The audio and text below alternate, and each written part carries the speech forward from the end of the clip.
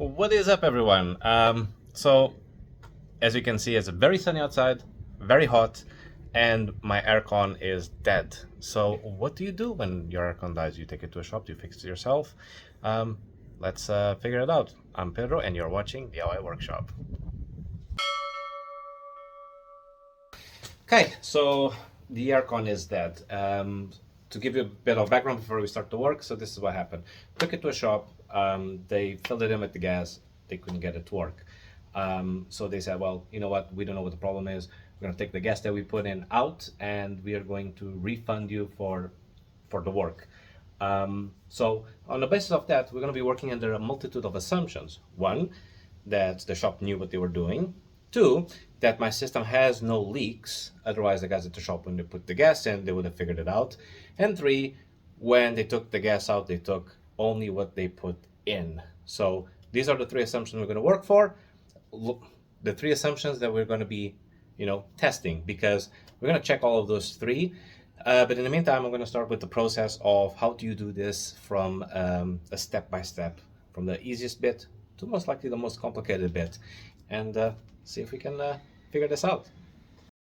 Right, so what is not working is, even with all the gas in, the magnetic clutch plate is not engaging, and that is this little, I'm not sure you guys can see it, you won't be able to see it because it's dark, but we'll take the airbox out to show you exactly what it is. The compressor, which is sitting here, is not engaging. So I'm going to take first the airbox and everything else, just give you a bit more visibility, and then we're going to start the work. So take the airbox. First things first, you disconnect the master flow sensor and this other little bugger here. Okay, you unclip everything, put it to the side, you disconnect vacuum lines, and then you just literally push. Oh, screwed this thick jiggy bib here.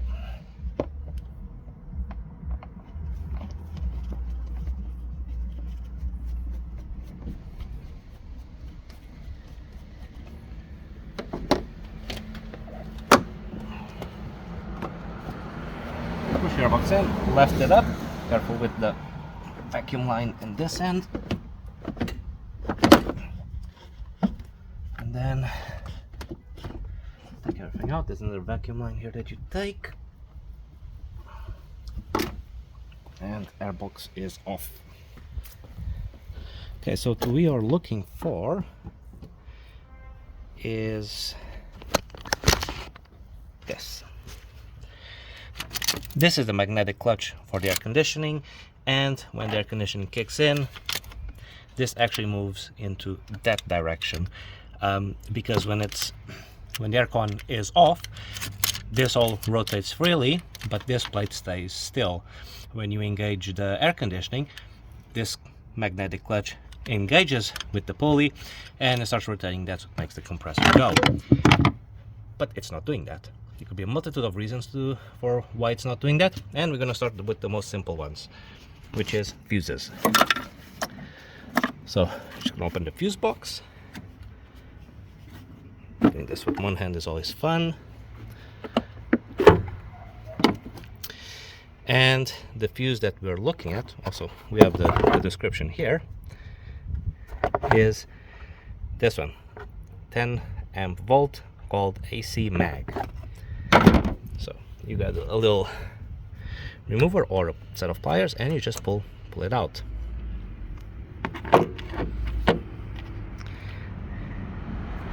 And as you can see, the fuse is in good condition because it is not broken.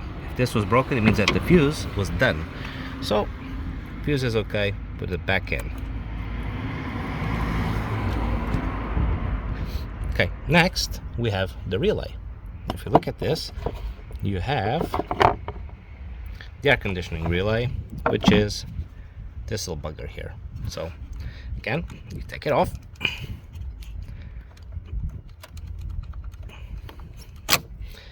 and now we're gonna test this. Here it is, and now what you need is a multimeter, and you're gonna check the continuity between the small posts. Okay, so just put this in a way that you guys can see.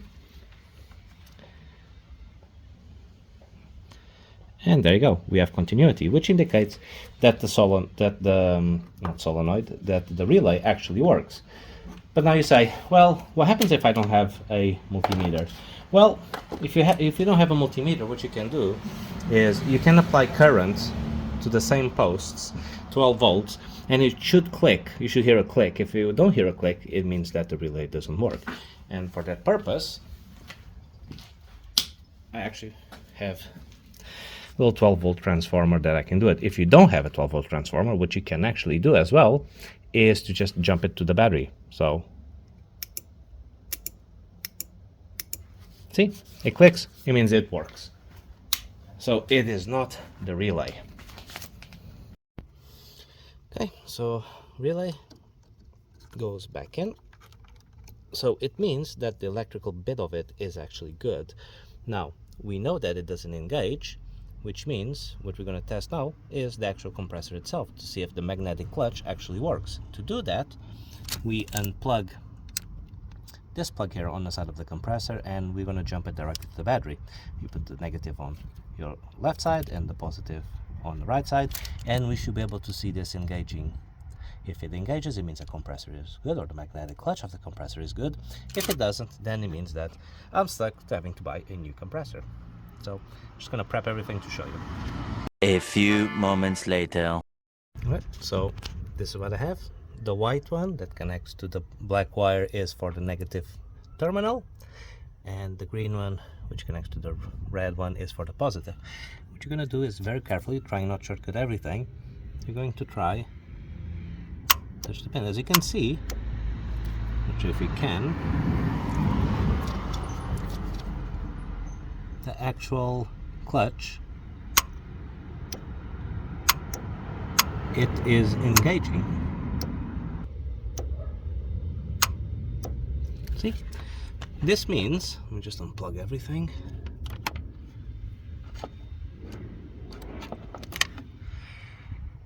This means that the compressor is actually working, or the magnetic clutch of the compressor is actually working. Now, what makes this clutch engage? So we know that the electrics are good. We know that this works. So what actually has the control of starting and stopping this is actually this little bugger here. And this, I can actually unplug it, because this is a bitch to take off, but you're right. This is the pressure control switch. This actually controls the pressure that's inside the tubes, the pipes, that acts as a failsafe for the compressor. If there's too much pressure, the compressor doesn't start, because this stops the compressor from starting, so it doesn't damage the system. If it's too low pressure, it also stops the system from starting, to avoid the compressor running dry and blowing up. Unfortunately, for us to test this, you need to have the car running. So what I'm going to do, and how you do it is, let me just take this off. Okay, to test it while the car is running, you jump basically the left pin with the right pin, and that forces the compressor to engage. Now, two things, and this is where we start going into our assumptions. If there is no gas in the system, and if I force it to run, I'll destroy the compressor. So that's not what we want. Also, if the switch is bad, there is no way to replace it apart from draining the system first. So first things first, we're going to do is we're going to check if what's the pressure inside our system. And this was going to test our hypothesis of if there are any leaks, and if I do have gas on the system. Those are the two assumptions we're going to be testing now. Okay, so to test the pressure, or if I have any gas in my aircon system, you need to get one of these.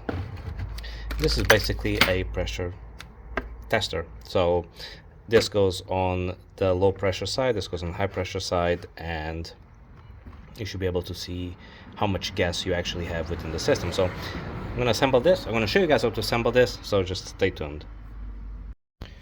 So this is how it works. You get your out. This is not a product review, but I really like it because there's no way for you to mess this one up because the plugs all have different sizes and everything. So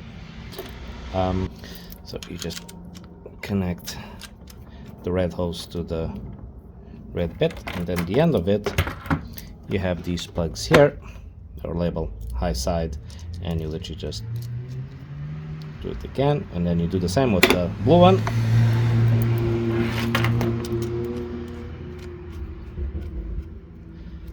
This middle one is for if you want to put gas into the system, which we might need to use in the future, who knows. So this one goes into the low bit. Now these will connect to the high side and low side in the system. And I am also going to figure out what it is. There's a little hook here. Here it is. This one goes to here, so you can actually hang it on the hood latch. So, alright, now let's test this out. Okay, so this is what you're gonna do. You're gonna hang this in here. You're gonna connect the red hose here. This is the high pressure side.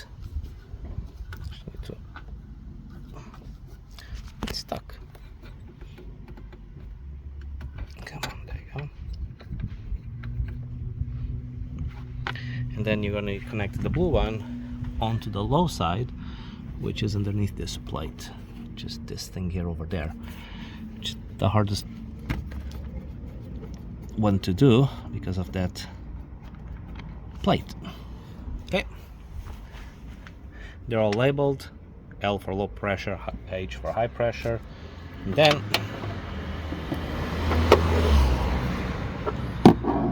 you have to make sure that these ones are all closed.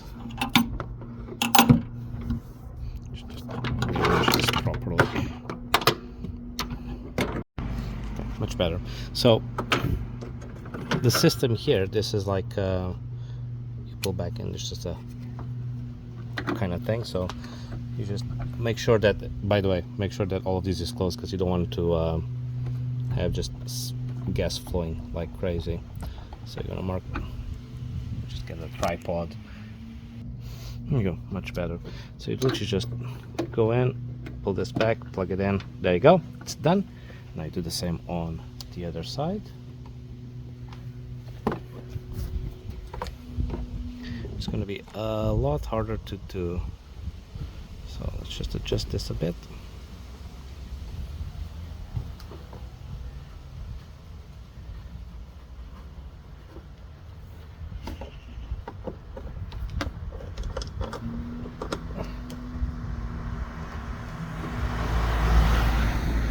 Okay, it's plugged. So what you do now is you open the valves on the system end side.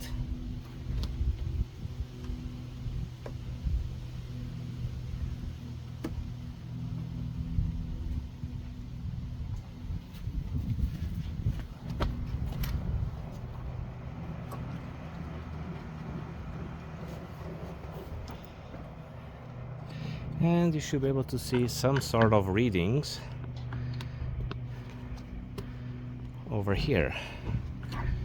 So if you start opening these, so if you open these, we will drain from here, and from the readings I got zilch gas. Just confirm this. See, opening the valve does absolutely nothing. I got no gas.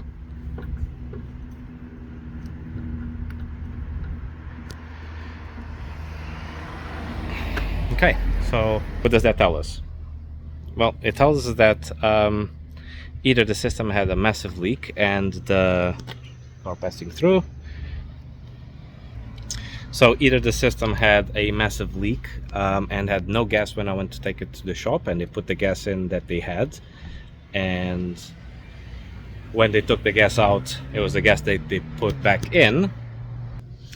Which begs the question that they should have done a vacuum test, and they should have told me. So, one of the assumptions is already out of the window.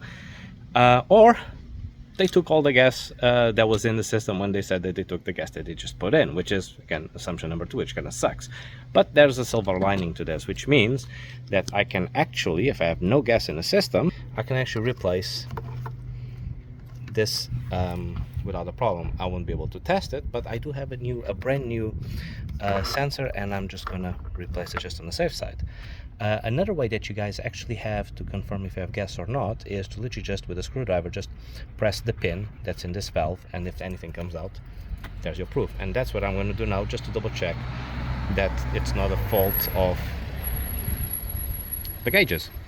Okay, so careful when doing this, because you don't want, if there's any gas in here, to actually go into your faces, because it will blind you. Yeah, absolutely nothing. System is empty. So I'm going to test this for leaks. And how do you test it for leaks, you say? Well, I'm going to show you. So to vacuum the system, you need one of these little buggers here. You get these off of Amazon, they're dirt cheap. And what you do, unfortunately, will need a compressor. So you fill up the compressor, you plug it into the back of this vacuum air pump, and then you plug the other bit of the pressure testing kit onto this fitting here. And the way this works is you start operating continuous air through the pump.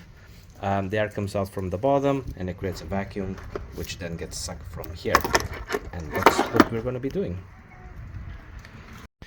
Okay, so everything is plugged. So this is now ready to get the air from the compressor to create a vacuum to this line. Everything is connected. You actually have the high pressure closed because you don't want air, everything to circulate. You're on a vacuum. So this will be closed. The low pressure is fully open. The high pressure is closed. And this one I am going to fully open now. And then once I start the compressor at constant 90 psi's, it's going to create a vacuum, and we should see this needle creating a vacuum on the green area. And the idea is to get it to 30 psi and leave it there for some people say 45 minutes. I'm gonna go with maybe 24 hours just on the safe side. But yeah, let's get into it.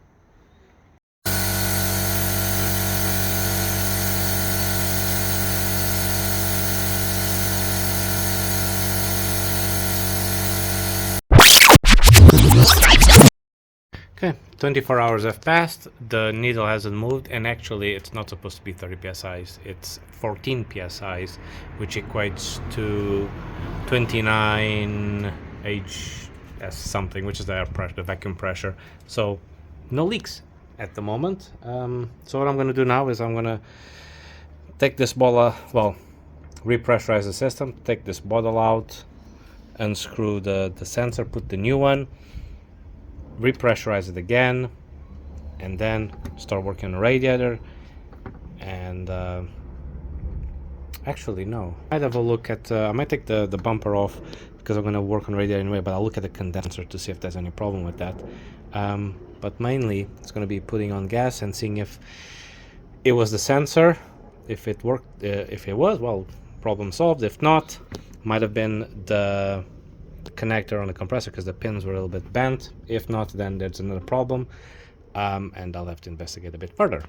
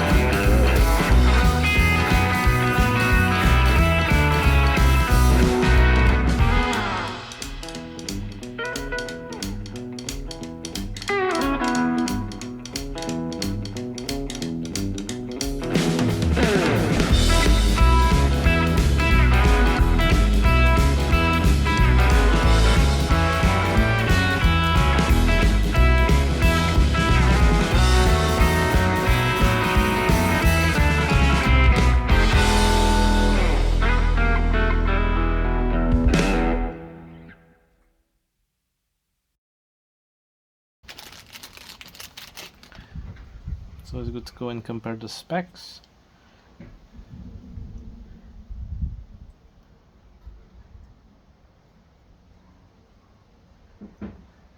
Yep, need to put some compressor oil here in this O-ring, so back in a bit. Okay, I'll just put the new one in.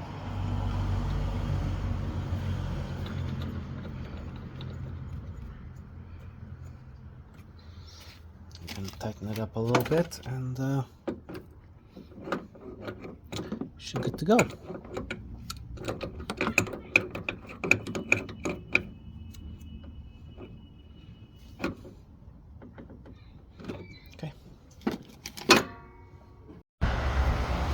Okay, so this is in. Now you're gonna repressurize the system again. Okay, all is connected. And now crank up the air.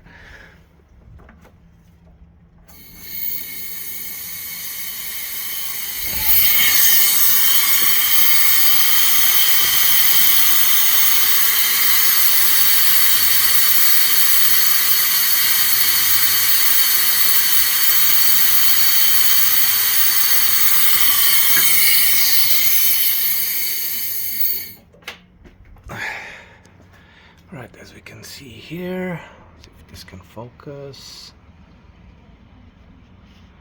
No, it won't focus. But basically it says 30 HFM. I never know the letters of it, but it's roughly 14 psi. So the system now is in the vacuum.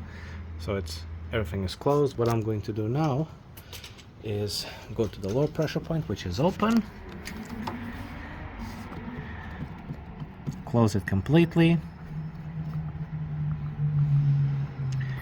And now I can actually take this off, and the system, actually clear up the vacuum off.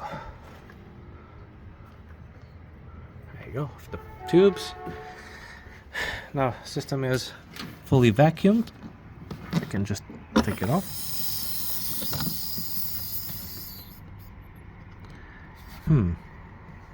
Interesting. Let me measure this again. See if the vacuum is from this hose or if it's from actually over there that it came out. That was an interesting sound. I was not expecting that.